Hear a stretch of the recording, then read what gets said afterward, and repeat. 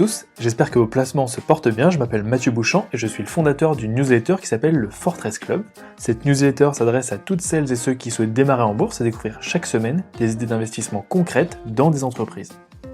Aujourd'hui, je vais faire le point sur Coinbase qui s'introduit en bourse ce mercredi sur le Nasdaq sous le symbole COIN. Alors, pour ceux qui ne connaissent pas Coinbase, c'est quoi ? Créé en 2012, Coinbase est une plateforme américaine d'achat-revente de crypto-monnaies. Cette plateforme permet à ses utilisateurs d'acheter des crypto-monnaies avec une carte bancaire classique ou par virement, d'échanger des crypto-monnaies contre d'autres crypto-monnaies et de stocker ces crypto-monnaies dans des wallets. En gros, c'est des portefeuilles sécurisés qui sont intégrés à l'application. Et les wallets, pour ceux qui ne savent pas exactement ce que c'est, pour les crypto-monnaies, c'est ni plus ni moins l'équivalent des comptes bancaires pour les monnaies classiques. Les utilisateurs de Coinbase peuvent facilement envoyer des crypto-monnaies vers des wallets externes, mais également en recevoir sur leur propre wallet interne à l'application Coinbase. Pour finir, Coinbase propose aussi des services de stockage sécurisé de crypto-monnaies, on va dire pour les professionnels, ce qu'ils appellent custody, des cartes bancaires associées à des comptes Coinbase, ça c'est pour les particuliers, et ils ont aussi créé un stablecoin qui s'appelle l'USD Coin. C'est une monnaie, une crypto-monnaie qui est basée sur le dollar américain, qui réplique exactement la valorisation du dollar américain. Pour moi, l'application Coinbase est une des applications qui offre une des expériences les plus simples et les plus complètes sur les crypto-monnaies versus, on va dire, des apps comme Revolut ou eToro qui vous permettent uniquement de spéculer.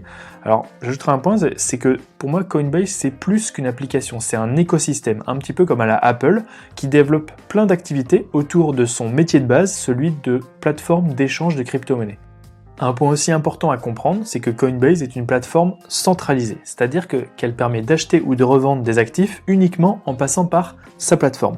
Et par opposition, il existe dans les crypto-monnaies des plateformes décentralisées qui permettent d'acheter des crypto-actifs sans avoir à créer de compte, comme je vais en citer plusieurs, il y a PancakeSwap, Uniswap, il y a plein d'applications, enfin plein de plateformes, sites qui sont non centralisés et qui permettent de faire un petit peu la même chose, souvent à des moindres frais, mais ce sont des applications qui sont un petit peu plus complexes à prendre en main.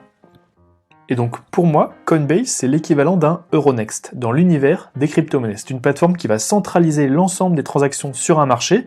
Alors c'est un peu pas exactement le marché des crypto-monnaies, mais c'est son marché des crypto-monnaies, et l'entreprise va se prendre une commission sur chaque transaction. Et pour vous donner un ordre de comparaison aussi, Coinbase, c'est la deuxième plus grande plateforme d'échange de crypto-monnaies au monde, derrière Binance, qui est un géant asiatique. Un autre chiffre, Coinbase gère pour le compte de ses clients 11,30% de toutes les crypto-monnaies en circulation. Donc vous avez un petit peu plus de 10% de toutes les crypto-monnaies qui passent par Coinbase. Sur les clients, il y a juste un petit point qui est important à comprendre, c'est la cible de Coinbase. Coinbase a principalement deux cibles, c'est les débutants. Le groupe vise en effet tous les débutants, ceux qui cherchent la simplicité et qui veulent investir des petites sommes. En fait, il existe de nombreux sites plus complets, avec moins de frais, par exemple comme Binance, mais ils sont souvent plus complexes à appréhender. Donc voilà, c'est un peu le choix des débutants, Coinbase, et c'est un très bon choix. L'autre cible de Coinbase, c'est les institutionnels. Ça peut être des professionnels de l'investissement ou des entreprises, mais c'est ceux qui sont prêts à payer un petit peu plus cher que la moyenne pour plus de sécurité et généralement plus d'assurance. Et pour finir un petit peu sur cette rapide présentation de Coinbase, pour moi un des points forts de Coinbase, c'est son capital confiance. En fait, Coinbase n'a jamais connu de réelle faille de sécurité ou de piratage, et les crypto-monnaies semblent donc en sécurité, et Coinbase en fait jouit donc d'une bonne image auprès de ses utilisateurs.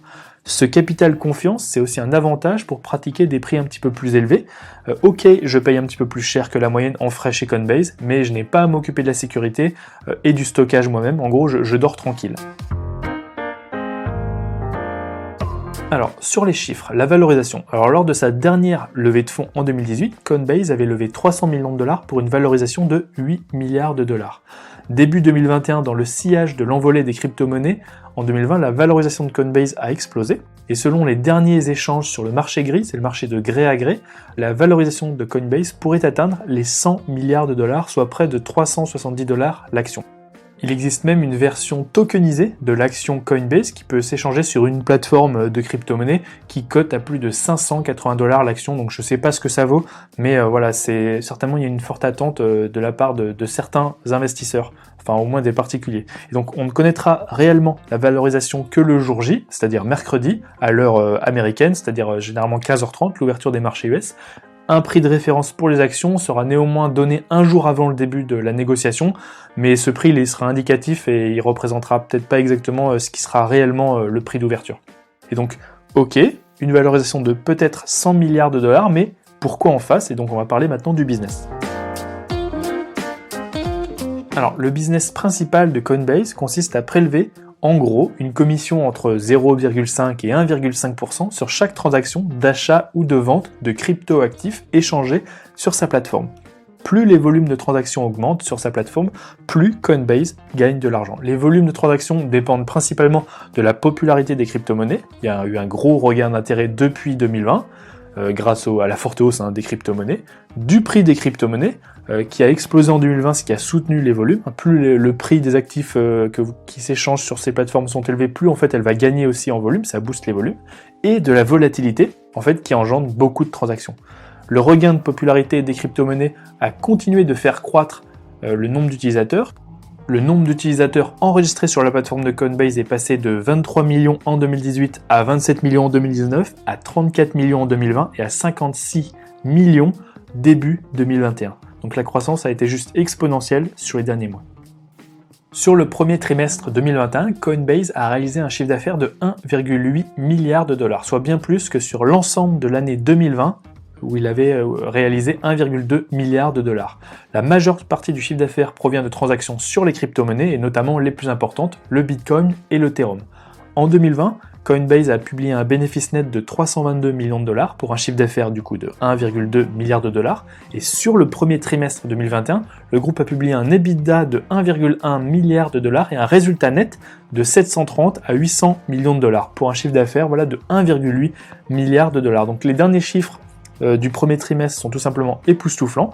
Si le groupe arrive à maintenir ce rythme, il pourrait réaliser 3,2 milliards de dollars de résultats nets sur 2021.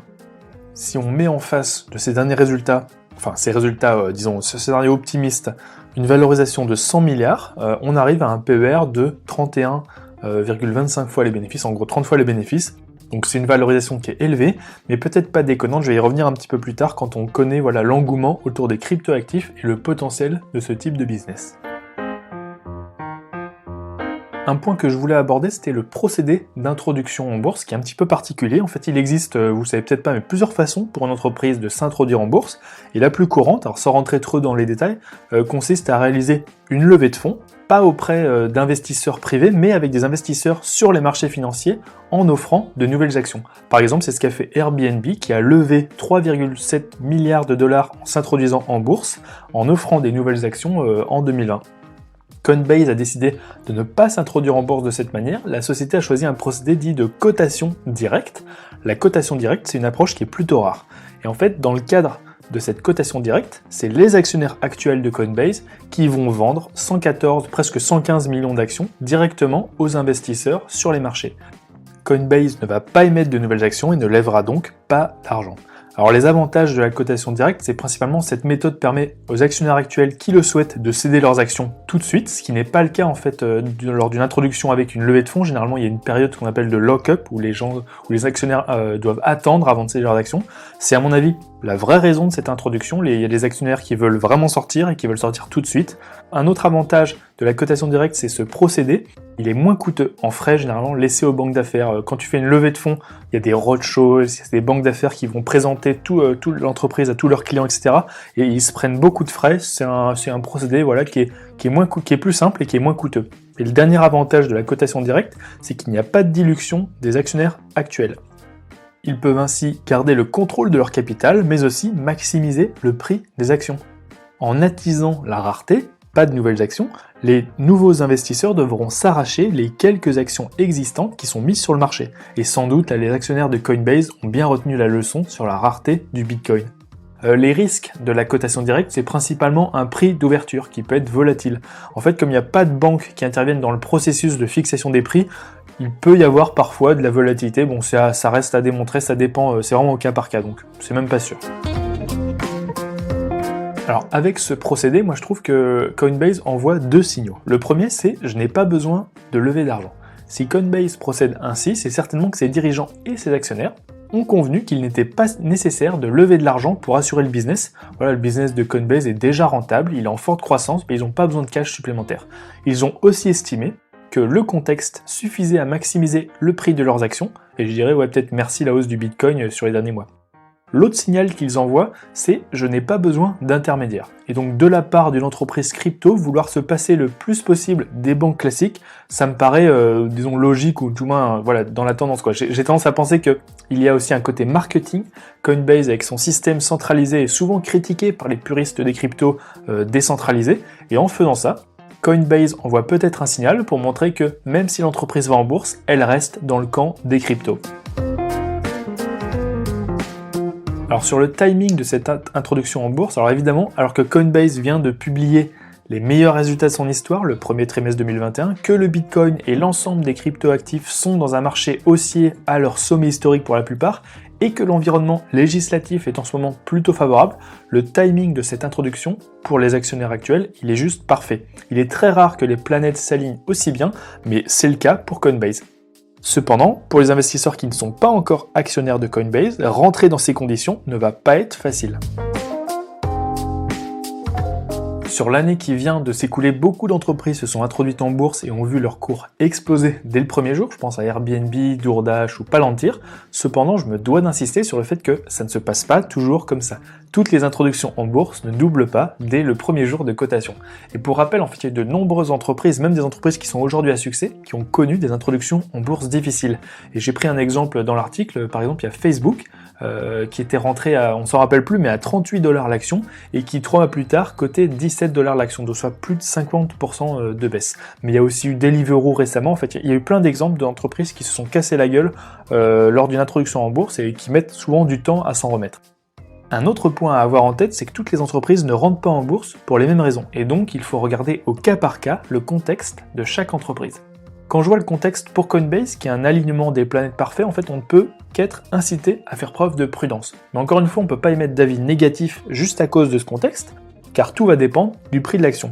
Peu importe le contexte, l'important c'est à combien je vais payer ce business. En fait, c'est le prix de l'action. Et en bourse, il n'y a pas de mauvais business, il y a juste des mauvais prix. Vous pouvez avoir un business moyen, mais à un super prix, et inversement, vous pouvez avoir un super business, mais à un mauvais prix. Tout est une question de prix. Pour finir, je tenais quand même à revenir sur les risques d'investir sur Coinbase. Investir en bourse comporte toujours des risques, il faut les avoir en tête. Et si vous voulez pas prendre de risques, le livret A et ses 0,50% vous tend les bras.